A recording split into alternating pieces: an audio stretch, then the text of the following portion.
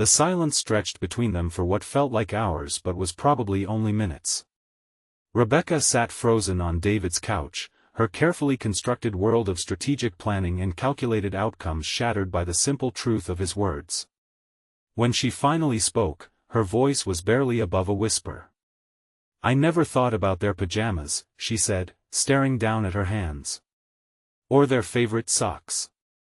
David settled back into his chair, the anger that had driven his speech replaced by something gentler, more patient. "They're just little girls, Rebecca. They don't need someone to manage their futures. They need someone to love their present." Rebecca looked up, and David was startled to see tears threatening the corners of her eyes. "I don't know how to do that," she admitted. "I don't know how to love without trying to fix or improve or optimize."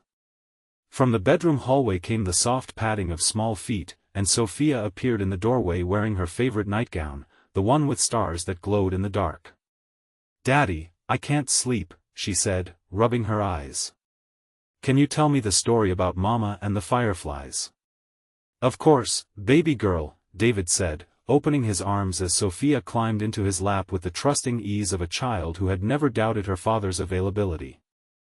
Rebecca watched this interaction with the intensity of someone witnessing something she had never seen before.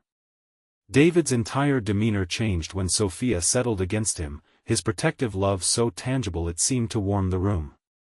"Once upon a time," David began, his voice taking on the rhythmic cadence of a story told many times before, "your mama and I went for a walk on a summer evening just like this one." Sophia nestled deeper into his embrace, her eyes already growing heavy as the familiar words washed over her. "The fireflies were dancing in the tall grass," David continued, "and Mama said they looked like tiny stars that had come down to visit the earth. She caught one very gently in her hands and whispered a secret to it before letting it fly away." "What was the secret?" Sophia asked sleepily, though she knew the answer by heart. "She told the firefly about a little girl who wasn't born yet, but who would someday love watching stars and asking important questions and making the world brighter just by being in it," David said, pressing a kiss to the top of Sophia's head. Rebecca's breath caught audibly, and David looked up to find her watching them with an expression of wonder that seemed to surprise her as much as it did him. "That little girl was you, wasn't she?" Sophia murmured, already half asleep. "That little girl was you," David confirmed, and Sophia smiled against his chest. After Sophia had been carried back to bed and tucked in with extra kisses, David returned to find Rebecca standing by his living room window, looking out at the parking lot where security lights cast pools of yellow illumination across the asphalt. "I've been approaching this all wrong, haven't I?" she said without turning around. "You've been approaching it the only way you know how," David replied. "There's nothing wrong with wanting to help, Rebecca. But love isn't something you can plan or purchase or negotiate." Rebecca turned to face him, and in the soft lamplight, she looked younger somehow, less armored. "Then teach me," she said simply. David smiled, the first genuine smile he had given her since this conversation began.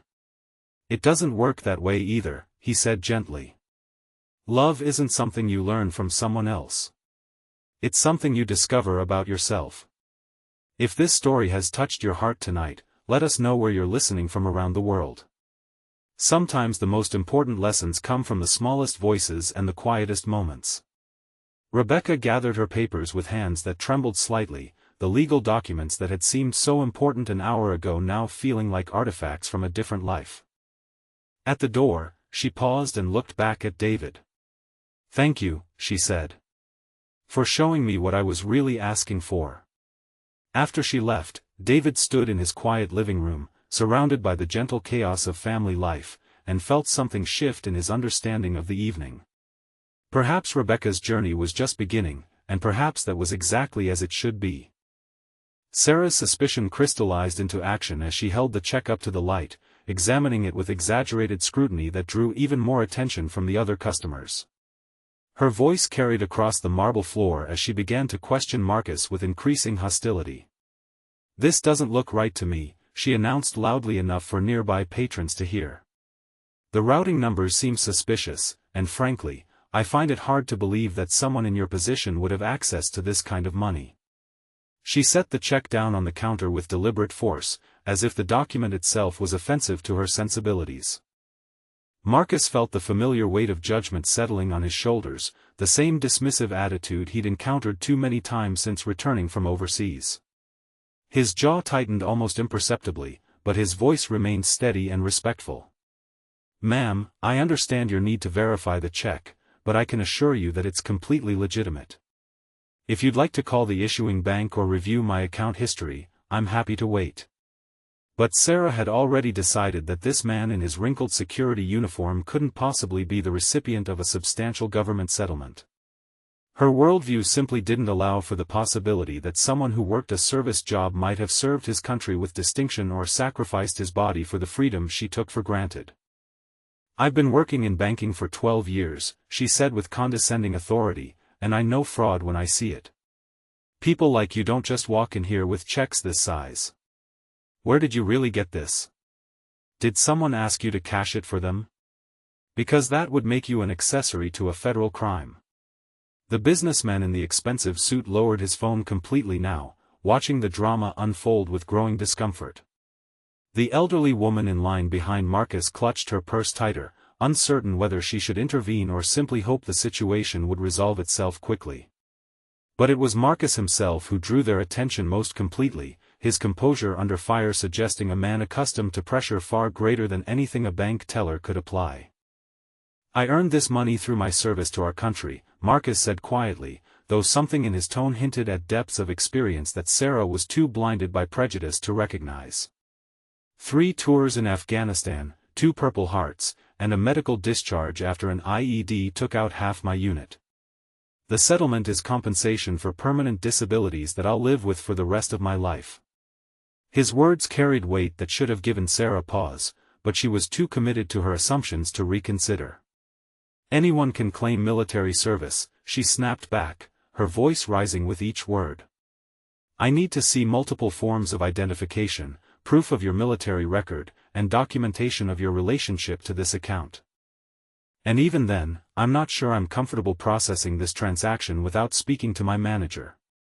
Marcus reached into his wallet with the same careful precision he'd shown with the check, producing his driver's license, his veteran's identification card, and his military retirement card. Each document told the story of a man who had served with honor, but Sarah barely glanced at them before dismissing their validity. "These could be fake," she said dismissively. "Identity theft is a serious problem, and I have a responsibility to protect this bank from fraudulent transactions." Her voice had attracted the attention of other tellers now, and Marcus could feel the weight of multiple stares as his dignity was systematically stripped away in this public forum. The elderly woman finally stepped forward, her voice trembling with indignation. "Young lady," she said to Sarah, "this gentleman has been nothing but polite and respectful. He's shown you his identification and explained his situation clearly. I think you're being unnecessarily harsh." But Sarah turned her hostile attention to the elderly customer, making it clear that interference wouldn't be tolerated. "Ma'am, I need to ask you to step back and let me handle this situation," Sarah said sharply. "I'm trained to identify suspicious activity, and this transaction raises multiple red flags. The man's demeanor, his appearance, the size of the check, nothing about this situation feels legitimate to me." Marcus closed his eyes briefly, drawing on reserves of patience that had been tested in far more dangerous circumstances than a suburban bank. When he opened them again, there was something in his gaze that might have warned a more perceptive person that they were dealing with someone whose still waters ran very deep indeed. The torn pieces of Marcus's check lay scattered across Sarah's workspace like fragments of his daughter's dreams. Each piece represented months of bureaucratic battles with the Veterans Administration, medical appointments that confirmed his permanent disabilities, and the hope that Emma's academic achievements would carry her beyond the struggles that had defined their life together. "I'm going to need you to leave now," Sarah announced with finality, her voice carrying across the increasingly quiet bank floor. "This transaction cannot be completed, and your continued presence here is making other customers uncomfortable." She gestured toward the security guard stationed near the entrance, a young man barely out of college who looked uncertain about his role in the unfolding drama. Marcus remained perfectly still for a moment, his hands resting calmly on the marble counter. Those who had served with him in Afghanistan would have recognized this stillness, the way he gathered himself before making decisions that could mean the difference between life and death for his soldiers. But Sarah saw only what she expected to see, a man in a security uniform who was refusing to accept her authority. "Ma'am," Marcus said with a quiet authority that seemed to emanate from somewhere deep within his chest, "I need you to understand something. That check represents 3 years of fighting the VA system to get compensation for injuries I sustained while serving our country. It's not just money, it's my daughter's chance at the education I never had the opportunity to complete." His words carried a weight that made several customers stop their conversations entirely. The businessman who had been watching from the beginning found himself studying Marcus's face more carefully, noting the small details that spoke of experiences far beyond anything Sarah could imagine. There was something in the man's bearing, a quality of controlled strength that suggested depths of character and experience. Sarah, however, remained unmoved by Marcus's explanation. She had convinced herself that she was protecting the bank from a sophisticated fraud scheme, and nothing he could say would penetrate the wall of prejudice she had constructed around her assumptions. Her voice rose again as she addressed him with increasing hostility. "I don't care what story you've prepared," she said coldly. "The facts are simple. You walk in here looking like you do, with a check that's clearly beyond your means, and expect us to just process it without question. That's not how legitimate banking works. I've seen this scam before, and I'm not falling for it." The elderly woman who had tried to intervene earlier stepped closer to Marcus, her voice gentle but firm. "Son," she said quietly, "would you like me to call someone for you? A lawyer, perhaps, or someone from the Veterans Organization? This treatment is completely unacceptable." Marcus turned to her with genuine gratitude, recognizing the courage it took for her to speak up against institutional authority. "Thank you, ma'am, but I'll handle this appropriately," he replied, his military bearing evident in the respectful way he addressed her. "I've dealt with more challenging situations than this, and I believe in following proper procedures." He turned back to Sarah with renewed determination, his voice taking on a tone that those who had served under him would have instantly recognized. "I'm requesting to speak with your manager immediately," Marcus said with quiet authority. "This situation has moved beyond a simple banking transaction, and I believe your supervisor needs to be made aware of how you're treating a veteran and a customer of this institution. The destruction of a legal document without proper verification is a serious matter, and I need someone with more authority to address this situation." Sarah's face flushed with anger and embarrassment as she realized that Marcus wasn't going to simply accept her treatment and leave quietly. She had expected him to back down when confronted with her authority, but instead he was calmly requesting escalation to higher management. The attention of the entire bank was now focused on their interaction, and she felt trapped by her own actions. "Fine," she snapped, reaching for her phone with jerky, agitated movements. "But don't expect my manager to tell you anything different. I know fraud when I see it, and your whole story doesn't add up." She dialed the manager's extension with unnecessary force, her anger building rather than subsiding as the situation continued to spiral beyond her control. Marcus stepped back slightly from the counter, his hands clasped behind his back in a posture that spoke of military discipline and respect for chain of command.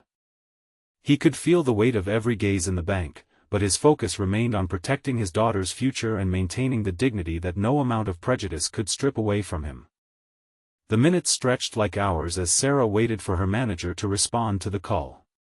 Her initial confidence began to waver under the scrutiny of the growing audience, but pride prevented her from reconsidering her position. She had gone too far to back down now, and admitting error would mean acknowledging that she had misjudged a customer based purely on his appearance. Marcus remained at attention near the counter, his posture unchanged despite the humiliation he was enduring. The businessman in the expensive suit found himself studying the man more intently, noting details that Sarah had dismissed entirely. There was something about the way Marcus carried himself, a quality of controlled alertness that spoke of training and experience far beyond what his current job suggested. Other customers had begun to form an uncomfortable audience around the teller stations. A mother with 2 young children whispered to them to stay close, while a college student looked up from her phone with growing interest in the unfolding drama. The atmosphere in the bank had shifted from routine business to something approaching a spectacle, with Marcus unwillingly cast as the central figure. Sarah's phone finally buzzed with a return call from her manager. She answered with exaggerated professionalism, as if performing for the audience that had gathered around them. "Mr. Peterson, I have a situation here that requires your immediate attention. A customer is attempting to deposit what I believe to be a fraudulent check, and he's becoming belligerent when I've tried to verify its authenticity." Marcus's eyebrows raised slightly at her characterization of his behavior, but he said nothing. Years of military service had taught him that sometimes the best response to false accusations was dignified silence, allowing the truth to emerge through proper channels rather than emotional outbursts that could be used against him. The businessman stepped closer to the counter, his conscience finally overriding his desire to avoid involvement. "Excuse me," he said to Sarah, "but I've been standing here for the past 10 minutes, and this gentleman has been nothing but polite and respectful. He hasn't raised his voice or shown any signs of aggression. I think you might be mischaracterizing the situation." Sarah's face reddened at the contradiction to her narrative. "Sir, I need to ask you to step back and allow me to handle this matter professionally," she said through gritted teeth. "You don't understand the complexities of banking security, and your interference is not helpful." But the businessman held his ground, his own sense of justice finally activated by the obvious unfairness of the situation. "I understand fairness," he replied calmly, "and what I'm witnessing here doesn't seem fair to this veteran." The elderly woman nodded in agreement, and suddenly Sarah found herself facing not just Marcus, but a growing coalition of customers who were beginning to see through her prejudice to the injustice she was perpetrating. Marcus felt a familiar surge of gratitude for those willing to stand up for what was right, the same feeling he'd experienced when fellow soldiers had his back in dangerous situations overseas. But he also knew that escalation could make things worse for everyone involved, and his primary concern remained protecting Emma's future rather than winning a public argument. "I appreciate everyone's support," Marcus said with quiet dignity, "but I believe the proper course of action is to wait for the manager and allow the situation to be resolved through appropriate channels." His measured response demonstrated the kind of leadership that had once earned him the respect of subordinates and superiors alike, though Sarah remained blind to the qualities that others were beginning to recognize. The torn check pieces seemed to mock all of them from Sarah's workspace, each fragment representing not just money but Marcus's sacrifice, Emma's dreams, and the fundamental question of whether dignity and truth would prevail over prejudice and assumption. The stage was set for a confrontation that would reveal the true character of everyone involved, though none of them yet understood how dramatically the situation was about to change. Through the large windows, Emma could be seen sitting patiently in the pickup truck, her textbook spread across the dashboard as she studied for her advanced placement exams. She trusted her father completely, never imagining that his simple trip to the bank was becoming a test of everything he had learned about honor, patience, and standing up for what was right in a world that too often judged people by their uniforms rather than their character. The tension in the bank reached a breaking point as Sarah's manager still hadn't appeared. Her frustration at being contradicted by other customers combined with her stubborn refusal to admit error, creating a volatile mixture that would soon explode into the dramatic moment that would define everyone present. "This is ridiculous," Sarah declared, her voice echoing off the marble walls with increasing shrillness. "I'm not going to stand here and be lectured about banking procedures by customers who don't understand the first thing about fraud prevention." She picked up the torn pieces of Marcus's check with theatrical disgust, as if they were contaminated with something offensive. Marcus watched her handle the fragments of his daughter's future with growing concern.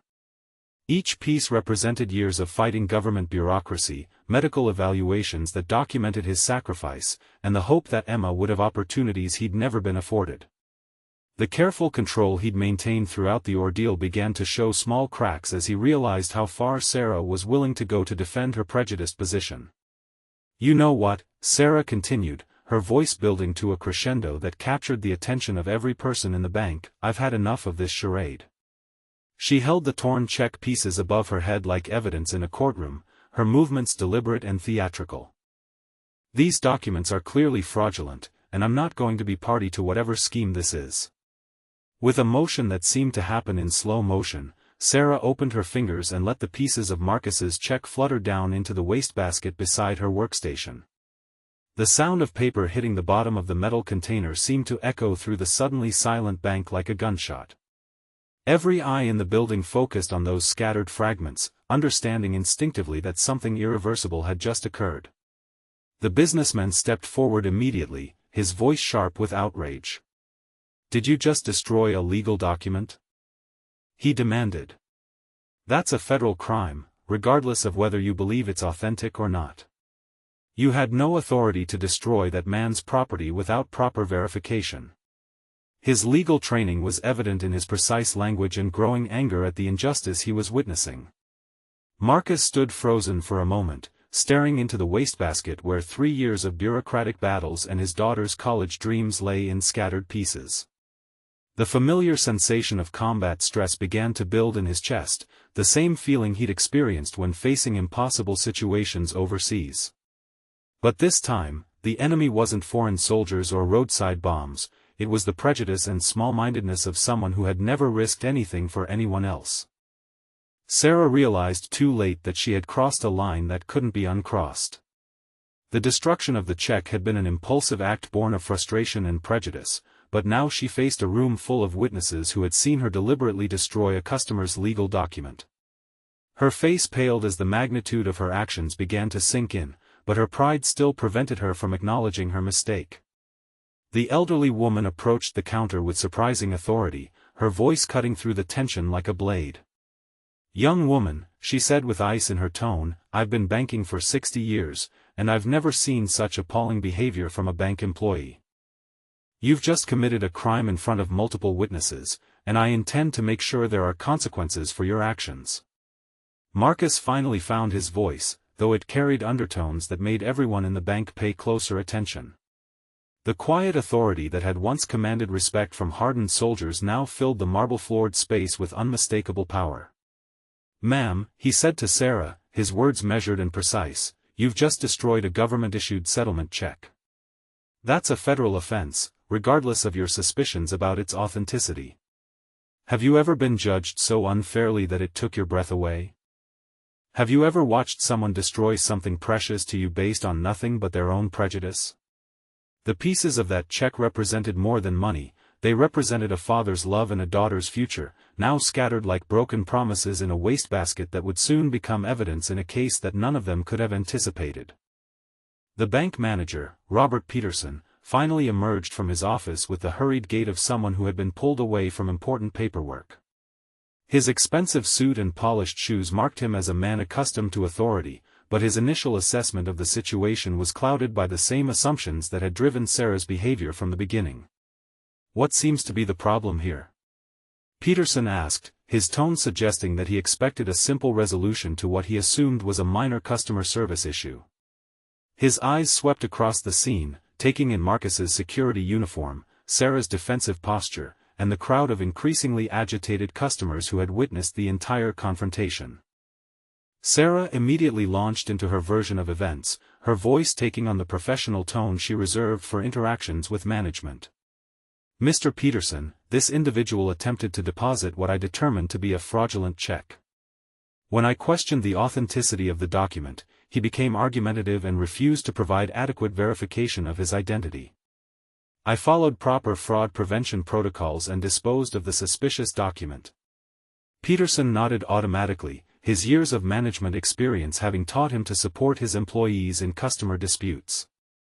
He turned to Marcus with the practiced expression of someone preparing to deliver disappointing news to a difficult customer. "Sir, I understand your frustration, but our tellers are trained to identify potentially fraudulent documents. If there were concerns about the authenticity of your check, then proper procedures were followed." The businessman who had been watching the entire drama unfold stepped forward with barely contained indignation. "Excuse me," he said, his voice cutting through Peterson's diplomatic language with sharp precision, "but I witnessed this entire interaction, and your employee didn't follow any procedures at all. She made assumptions based on this man's appearance, refused to properly verify his identification, and then destroyed his legal document without authorization." Peterson's expression shifted slightly as he began to realize that the situation might be more complex than Sarah had indicated. The presence of multiple customer witnesses, all supporting the same version of events, suggested that his initial assessment might have been premature. He looked more carefully at Marcus, noting details that Sarah had either missed or deliberately ignored. The elderly woman joined the businessman in confronting Peterson directly. "That young woman," she said, pointing at Sarah with undisguised contempt, "has committed a crime in front of all of us. She destroyed a government document belonging to a military veteran without any attempt at proper verification. We all saw it happen, and we're all prepared to testify to what we witnessed." Marcus remained calm throughout the escalating confrontation, his military training evident in his ability to maintain composure while others argued on his behalf. But Peterson was beginning to see something in the man's bearing that suggested depths of experience and authority that didn't match his current employment situation. "Sir," Peterson said to Marcus with growing respect, "I'm beginning to understand that there may have been some miscommunication here. Would you be willing to step into my office so we can discuss this situation privately and work toward a resolution?" His tone had shifted from dismissive to conciliatory as he recognized that he was dealing with something far more serious than a routine customer complaint. Marcus nodded with the same measured grace he had shown throughout the ordeal. "I appreciate that, Mr. Peterson," he said quietly. "But I think it's important that we address this situation transparently, given the number of witnesses who observed your employee's actions.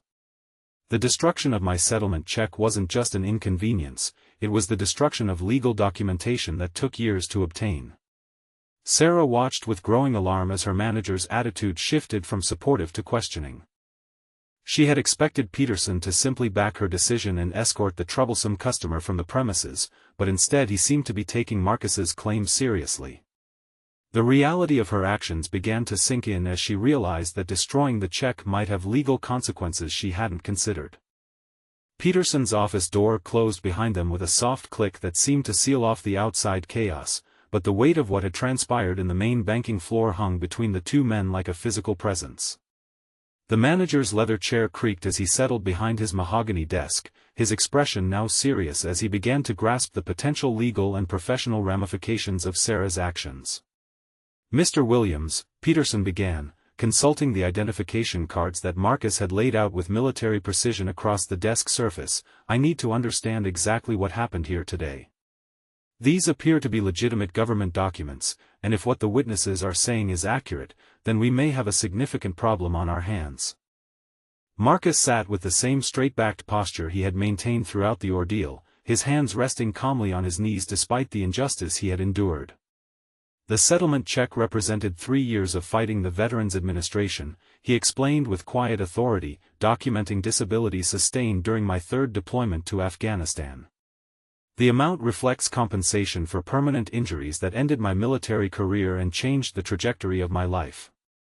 Peterson pulled up Marcus's account history on his computer, his expression changing as he scrolled through years of modest but consistent transactions. The profile that emerged was of a responsible customer who had banked with their institution for over a decade, never overdrawing his account, never causing problems, quietly managing his finances with the same discipline he had brought to his military service. "I'm seeing a long history of responsible banking with us," Peterson said, his tone shifting to something approaching apology. "Your account shows regular deposits from security work, automatic payments for utilities and rent, and consistent small transfers to what appears to be your daughter's college savings account. Nothing here suggests any kind of fraudulent activity." Marcus nodded, though his expression remained guarded. The damage had already been done, and Peterson's belated recognition of his legitimacy couldn't restore the dignity that had been stripped away in front of a room full of strangers. The check that now lay in pieces in Sarah's wastebasket represented months of paperwork that would need to be reconstructed, delays that could affect Emma's enrollment, and humiliation that no apology could completely erase. "Mr. Peterson," Marcus said with measured calm, "I need you to understand that this isn't just about a banking transaction. Your employee made assumptions about my character and my circumstances based purely on my appearance. She refused to properly verify my documentation, publicly accused me of fraud, and then destroyed a legal government document. That's not just poor customer service, its discrimination and potentially criminal behavior. Peterson's face grew pale as he began to fully comprehend the legal exposure his bank faced. The destruction of a federal document, the discrimination against a protected veteran, the public humiliation witnessed by multiple customers, all of it added up to a nightmare scenario that could result in lawsuits, regulatory investigations, and devastating publicity for the institution. What would you do in this situation? How would you handle the moment when someone's prejudice had gone so far that criminal charges might be the only path to justice? Marcus had faced enemy fire and life-threatening situations, but this quiet confrontation in a carpeted office somehow felt more challenging because it involved protecting not just his own dignity, but his daughter's future and the principle that every person deserved to be treated with basic respect. The security cameras that had recorded the entire interaction would soon become crucial evidence, but for now, Peterson faced the immediate challenge of determining how to address an employee's actions that had crossed the line from poor judgment into potential criminal liability, all while trying to preserve whatever remained of his bank's reputation and relationship with a customer who had been grievously wronged. Peterson's fingers moved across his keyboard with increasing urgency as he accessed the bank's security camera system. The high-definition footage would provide an unbiased account of everything that had transpired, and he needed to see for himself exactly how his employee had handled the situation that was rapidly becoming a corporate crisis. The screen flickered to life, showing multiple camera angles of the main banking floor. Peterson fast-forwarded to the beginning of Marcus's visit, and both men watched in silence as the drama unfolded from an objective perspective. The footage clearly showed Marcus approaching Sarah's window with respectful demeanor, presenting his identification and check with careful precision, and maintaining his composure despite increasingly hostile treatment. "My God," Peterson whispered as he watched Sarah's theatrical destruction of the check. The camera captured every detail of her deliberate actions, the way she held the document above her head before tearing it into pieces and disposing of it in the wastebasket. There was no ambiguity about her intent or her disregard for proper banking procedures. Marcus watched his own humiliation play out on the screen with the same stoic acceptance he had shown during the actual event. But Peterson was seeing something else in the footage, details about Marcus's bearing and responses that suggested a man with far more experience and authority than his current job indicated. The way he stood, the precision of his movements, the measured quality of his speech all spoke of military training and leadership experience. "Mr. Williams," Peterson said slowly, his voice heavy with growing realization, "I need to ask you something directly. What was your rank when you served? Because everything I'm seeing here suggests that you're not just any veteran, you're someone who held significant responsibility and command authority." Marcus hesitated for a moment, his natural humility warring with the need to establish his credibility in the face of such blatant discrimination. "I was a captain in the Army Rangers," he said quietly. "I commanded Alpha Company during 3 combat deployments, responsible for the lives and safety of 120 soldiers. The settlement check represents compensation for injuries sustained while leading a rescue mission that saved the lives of captured American personnel." The weight of that revelation settled over Peterson like a physical force. He was looking at a man who had commanded more people and faced more responsibility than Peterson himself had ever experienced, someone whose sacrifice and service had been repaid with prejudice and public humiliation by a bank employee who couldn't see past his current circumstances. Peterson pulled up additional screens on his computer, accessing Marcus's complete banking relationship with their institution. The profile that emerged painted the picture of an exemplary customer whose financial responsibility and integrity had never been questioned until today. Regular deposits, consistent savings patterns, and a credit score that reflected years of careful financial management despite modest income. "Captain Williams," Peterson said, his voice now carrying the respect that should have been shown from the beginning, "I owe you a profound apology. What happened here today represents a complete failure of our institution's values and procedures. Sarah's actions were not just inappropriate, they were potentially criminal, and I need to address this situation immediately." Marcus nodded with the same measured grace he had maintained throughout the ordeal, though something in his expression suggested that the damage went deeper than any apology could fully address. The humiliation had been public, witnessed by multiple strangers who had seen him treated like a criminal despite his years of service and sacrifice. But more importantly, somewhere outside in an old pickup truck, his daughter was waiting for news about her college fund, trusting that her father would somehow make everything work out as he always had before. Peterson's hands shook slightly as he reached for his phone, the full implications of the situation crystallizing in his mind with devastating clarity. He was facing potential federal charges against his employee, discrimination lawsuits that could destroy the bank's reputation, and the knowledge that a decorated war hero had been publicly humiliated under his institutional authority. "I need to call our legal department immediately," Peterson said, his voice tight with controlled panic. The destruction of a federal document, potential discrimination charges, the public nature of the incident, all of it creates massive liability for the bank. He paused in his dialing, looking directly at Marcus with an expression that mixed respect, apology, and fear of the consequences they all faced. Marcus remained seated with the same calm dignity he had displayed throughout the ordeal, though Peterson was beginning to recognize that the stillness wasn't passivity but rather the controlled readiness of someone accustomed to command decisions under pressure. "Captain," Peterson said, using the rank with newfound respect, "I need you to know that Sarah's actions don't represent our institution's values or policies. We have strict protocols against discrimination, and what happened today violated every principle we claim to uphold." The phone call to the legal department lasted 15 minutes, during which Peterson explained the situation in increasingly grave tones while Marcus sat in patient silence. The lawyers on the other end of the line made it clear that the bank faced serious exposure on multiple fronts, and that immediate action was required to mitigate potential damages.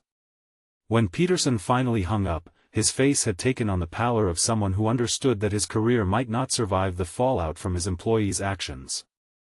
"Captain Williams," he said heavily, "our legal team has advised me that we need to involve law enforcement immediately.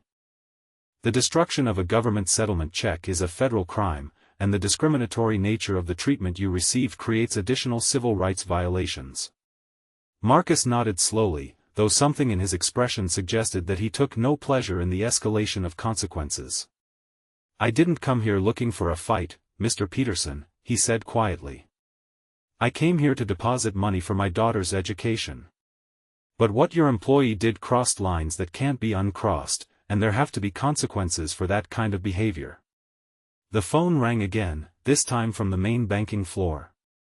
Peterson answered to find one of the other tellers reporting that the customers who had witnessed the incident were demanding to speak with management, and several had indicated their intention to close their accounts if the situation wasn't addressed properly. The businessman had identified himself as an attorney and was insisting on providing a witness statement. Peterson looked at Marcus with something approaching desperation. "Captain, what can we do to make this right? The legal implications aside, you've been treated with inexcusable disrespect, and I need to find a way to address the damage that's been done." Marcus considered the question carefully, his response reflecting the leadership qualities that had once earned him the trust of soldiers and superiors alike.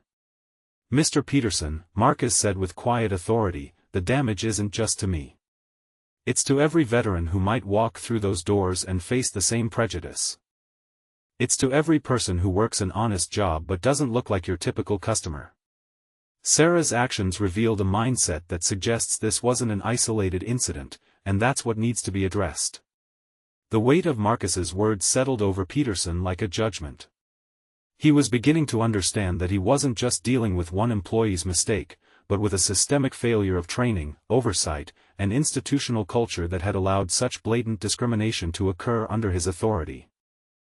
The sound of footsteps in the hallway announced the arrival of the police officers that Peterson had reluctantly called.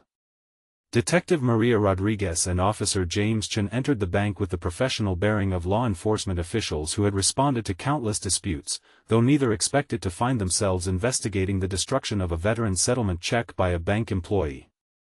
Peterson met them at the entrance to his office, his corporate composure barely concealing the anxiety that had been building since he realized the magnitude of the situation. "Officers, thank you for responding so quickly," he said, his voice tight with controlled stress. "We have a situation involving the destruction of a federal document and potential discrimination against a military veteran." Marcus rose from his chair as the officers entered, his movements displaying the automatic respect for law enforcement that had been ingrained through years of military service. His bearing immediately caught Detective Rodriguez's attention, the way he stood at a modified position of attention without appearing stiff or ceremonial. There was something about his presence that spoke of experience with authority and chain of command. Detective Rodriguez had worked with enough veterans to recognize the signs of military training, and Marcus's demeanor suggested someone who had held significant responsibility rather than just served in the ranks. "Sir," she said respectfully, "I'm Detective Rodriguez. Can you walk me through what happened here today from your perspective?" Marcus recounted the events with the precise, factual reporting style that had once characterized his military briefings. He described his attempt to deposit the settlement check, Sarah's increasing hostility and assumptions, and the ultimate destruction of the legal document without any attempt at proper verification. His account was measured, objective, and devastating in its clarity. Officer Chen took notes throughout Marcus's statement, occasionally asking clarifying questions that demonstrated his growing understanding of the situation's seriousness. The destruction of a government settlement check wasn't just a customer service failure, it was a potential federal crime that carried significant penalties for both the individual responsible and the institution that employed her. Peterson provided the security camera footage, which the officers reviewed with growing concern. The video clearly showed Sarah's deliberate actions, her theatrical destruction of the check, and the obvious discrimination that had motivated her behavior. There was no ambiguity about what had occurred or who was responsible for the criminal act. "We'll need to speak with the employee who destroyed the document," Detective Rodriguez said, her professional tone indicating that this had moved far beyond a simple customer complaint into an active criminal investigation. The destruction of federal documents carries serious penalties, and the discriminatory nature of the treatment adds civil rights violations to the potential charges.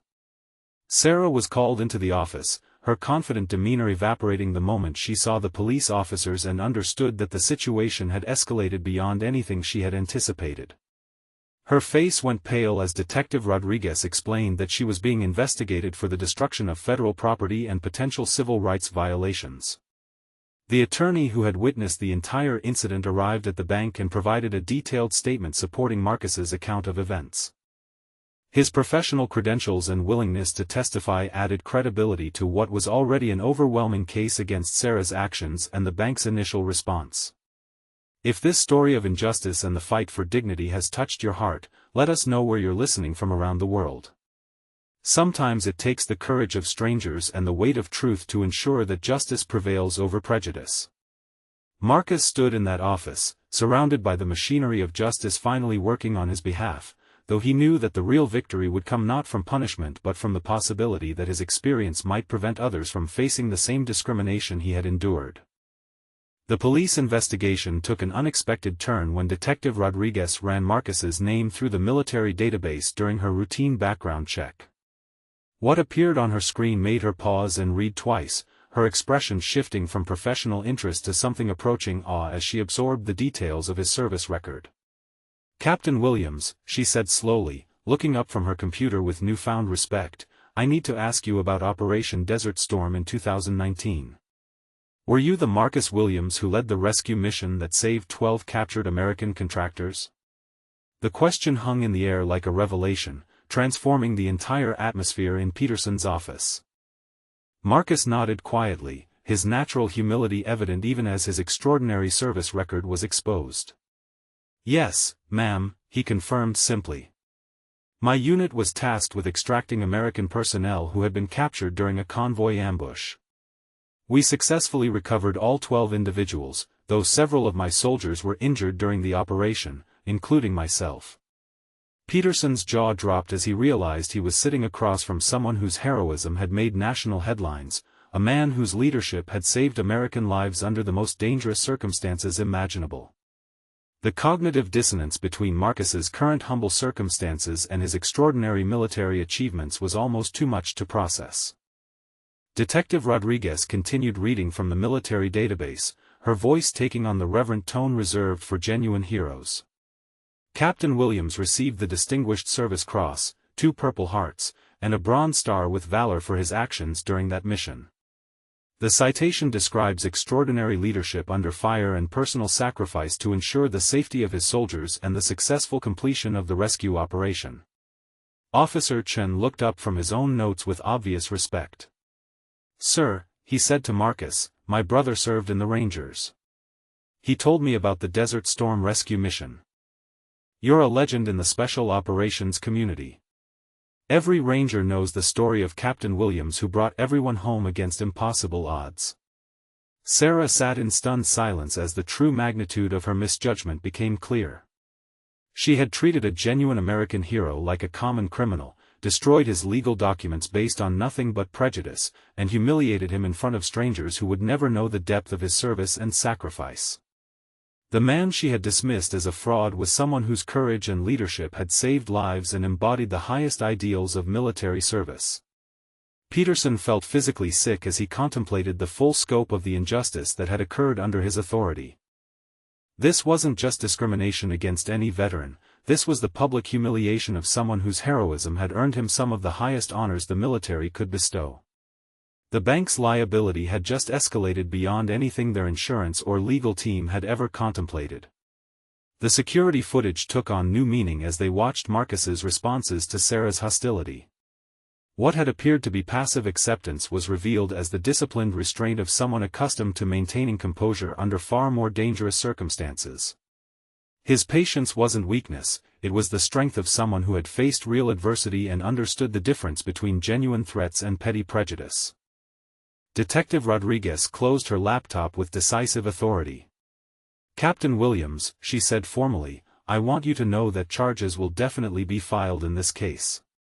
The destruction of your settlement documents constitutes destruction of federal property, and the discriminatory nature of the treatment you received adds civil rights violations that we take very seriously." Marcus accepted this news with the same quiet dignity he had shown throughout the ordeal, though those who looked closely might have seen a flicker of satisfaction that justice was finally being served. He had fought for his country overseas and now found himself fighting for basic respect and dignity in his own community, but the truth of his character and service was finally being recognized by those with the authority to ensure that consequences followed actions. The aftermath unfolded with the swift efficiency of military precision, though Marcus himself remained focused on the simple goal that had brought him to the bank in the first place. His daughter's education remained his priority, even as the institutional machinery of justice began to turn around him with increasing momentum. Sarah was escorted from the building by the police officers, her employment terminated immediately for violation of federal law and discriminatory conduct. Her actions had created liability that extended far beyond the bank's ability to protect her, and Peterson made it clear that the institution would cooperate fully with any criminal prosecution that followed. The legal department arrived within the hour, armed with authorization to make immediate restitution that went far beyond simply replacing the destroyed check. Marcus found himself offered compensation for the humiliation, the time lost, and the inconvenience of having to reconstruct government paperwork that had taken years to obtain originally. "Captain Williams," Peterson said with deep sincerity, "we want to do more than just make this right financially. Your treatment here today exposed failures in our training and culture that go beyond one employee's actions. We'd like to offer you a consulting position to help us develop better policies for serving veterans and ensuring that no one else faces the discrimination you experienced." Marcus considered the offer thoughtfully, his response reflecting the same careful judgment that had once guided life-and-death decisions in combat zones. "Mr. Peterson," he said quietly, "I appreciate the gesture, but my primary concern has always been my daughter's future. If this experience can be used to ensure that other veterans are treated with the respect they've earned, then perhaps something positive can come from it." The businessman who had witnessed the entire incident approached Marcus as he prepared to leave the bank. "Sir," he said with obvious respect, "I'm David Chen, and I own a security consulting firm downtown. After watching how you handled yourself today, I'd like to discuss some opportunities that might better match your skills and experience." He handed Marcus a business card, the gesture representing possibilities that extended far beyond the original banking transaction. Detective Rodriguez completed her investigation by retrieving the torn check pieces from Sarah's wastebasket, carefully preserving them as evidence while the bank's document recovery specialists worked to piece together the destroyed settlement check. The process would take time, but Marcus's access to his daughter's college fund would be restored with additional compensation for the delays and difficulties caused by Sarah's criminal actions. Emma waited in the pickup truck, her textbook still spread across the dashboard as she studied for exams that would determine her academic future. When Marcus finally emerged from the bank, his expression carried a mixture of exhaustion and quiet satisfaction that she had learned to read after years of watching her father navigate challenges that would have broken lesser men. "How did it go, Dad?" she asked, looking up from her calculus homework with the trust that had never wavered despite all the obstacles they had faced together.